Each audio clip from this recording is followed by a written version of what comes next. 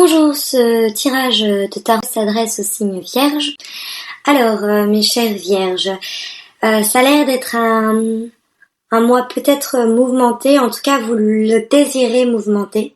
La première carte que j'ai tirée, c'est la carte de la tour ou sinon de la maison Dieu, donc la tour de Babel en fait. C'est une carte là où elle est positionnée, c'est-à-dire dans son aspect bénéfique et positif, ce qui vous ferait du bien ce mois-ci, c'est de tout laisser rejaillir, de tout laisser exploser enfin. C'est une carte de grand mouvement. Forcément, la tour s'effondre, mais il ne faut pas. Déjà, elle n'est pas mal aspectée. C'est-à-dire que s'il y a l'effondrement, c'est pour un meilleur. Ce n'est pas quelque chose de négatif, puisque vous l'avez dans les forces qui vous sont bénéfiques ce mois-ci. Mais c'est donc quelque chose qui s'effondre pour se reconstruire, mais c'est surtout aussi quelque chose qui, vous voyez, qui déborde. Si vous faites attention, la tour elle-même ne s'effondre pas, c'est simplement son sommet qui s'ouvre et laisse rejaillir tout autour un ensemble d'éléments qui étaient retenus dans la tour. Donc on peut comprendre ça en termes émotionnels comme ce que vous gardez intérieur et qui ça vous ferait du bien de laisser rejaillir dehors. Donc ça, c'est une des premières significations. Laissez exprimer tout ce que vous gardez enfoui en vous. Laissez rejaillir à la surface tout ce que vous essayez de réprimer. Ça ne vous fera que du bien, ça ne vous sera que bénéfique. J'ai quand même recouvert cette carte pour comprendre si on parlait plus d'effondrement, c'est-à-dire donc de reconstruction par la suite, ou si on parlait de laisser aller, tout simplement de laisser les choses sortir et jaillir et s'exprimer. Et je l'ai recouvert par la carte du soleil, qui est une carte éminemment positive, sachant qu'en plus elle est dans l'aspect bénéfique.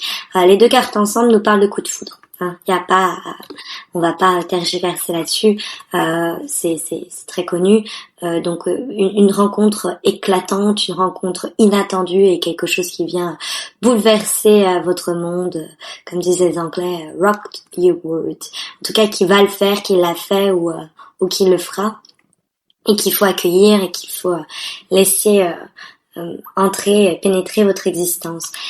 Si on sort de l'association et de la combinaison très explicite du coup de foudre et de la rencontre amoureuse, on peut également dire que quelque chose que vous allez laisser rejaillir, laisser s'exprimer, laisser remonter à la surface va vous apporter énormément de lumière, énormément de bonheur, ou va vous permettre même de faire une rencontre. Quoi qu'il en soit, tout ce que vous réprimez, mes chères vierges, il est temps de le laisser enfin rejaillir pour que ce soit dans le domaine amoureux, que ce soit une rencontre que vous réfrénez ou un désir que vous réfrénez pour une personne, peu importe vraiment ce que vous réfrénez, ce qui est important c'est simplement de le laisser rejaillir et de le laisser s'exprimer pleinement. En face, ce qui me fait dire doublement ça, c'est qu'en face nous avons la carte de la mort. C'est l'arcane sans nom. Alors on parle de mort, on parle d'arcane sans nom. Positionnée où elle se trouve en termes négatifs, c'est-à-dire ce qui vous est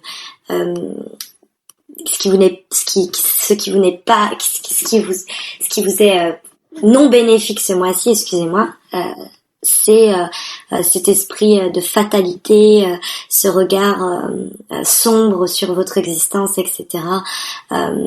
Essayez de tuer peut-être ce qui est en vous, ces pulsions que vous avez, ces désirs que vous avez, cet espoir que vous avez, parce qu'on va y venir, et que vous essayez d'enterrer d'une manière ou d'une autre. Non, il faut pas penser que c'est mort. Il faut laisser tout péter enfin, parce que je vois peut-être une rétention en termes de communication ou d'information, parce que j'ai recouvert la mort, l'arcane sans nom, pour comprendre qu'est-ce qui vous posait problème, qu'est-ce que vous pensiez mort à tort, ou qu'est-ce que vous essayez vainement d'enterrer, parce que il faut pas l'enterrer, il faut le laisser jaillir à l'inverse.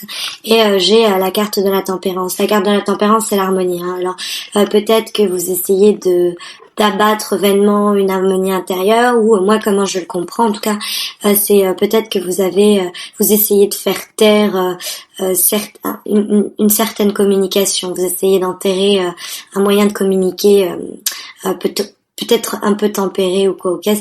Il faut pas vous restreindre. Alors ça peut aussi nous parler d'un voyage annulé, d'un déplacement annulé. Ça, je vous le dis quand même. Mais bon, les deux cartes ensemble, on peut parler aussi de un grand changement, un grand bouleversement qui va peut-être vous laisser un goût un peu amer dans la bouche. Vous allez avoir l'impression que quelque chose meurt ou s'éteint ou est détruit, parce que ce sont deux cartes quand même qui ensemble peuvent signifier la destruction et la mort d'une réalité, quelle qu'elle soit, que ce soit d'une relation ou que ce soit d'une situation. Donc, ne regardez pas de façon défaitiste ce qui vous arrive, cet effondrement, cette destruction, ce bouchon de champagne. C'est aussi ça, hein, c'est quelque chose qui explose brutalement et violemment et qui du coup peut générer en vous pas mal de désarroi. Mais ne rejetez pas le changement, acceptez-le et ne le pensez pas de manière comme si c'était quelque chose vraiment j'ai le mot fatum qui me vient à la bouche, à la tête et à la bouche. C'est ne pensez pas que cette fin ou que c'est la fin et que c'est triste, etc. Non, c'est au contraire, vous nourrissez un espoir pour ce coup de foudre, pour ce changement, etc. Vous voyez, vous avez en vibration autour de cet effondrement et de cette mort. On va dire que c'est peut-être le yin et le yang, hein, c'est l'aspect positif et l'aspect négatif. Forcément, il y a quelque chose qui est détruit et forcément, il y a quelque chose qui meurt. Donc, du coup, vous le vivez mal que quelque chose meurt et que quelque chose s'effondre, mais vous le vivez bien que ça bouge enfin.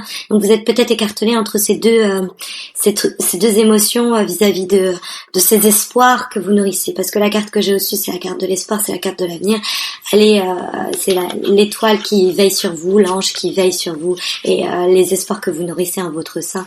Et elle regarde, vous voyez, elle regarde vers elle est située là et elle regarde en bas là, et donc c'est ce qu'elle regarde, c'est cet effondrement, ce coup de foudre, peut-être cette relation qui doit être détruite, qui doit mourir, et ça vous fait du mal, mais elle est nécessaire, elle va vous apporter énormément de bien.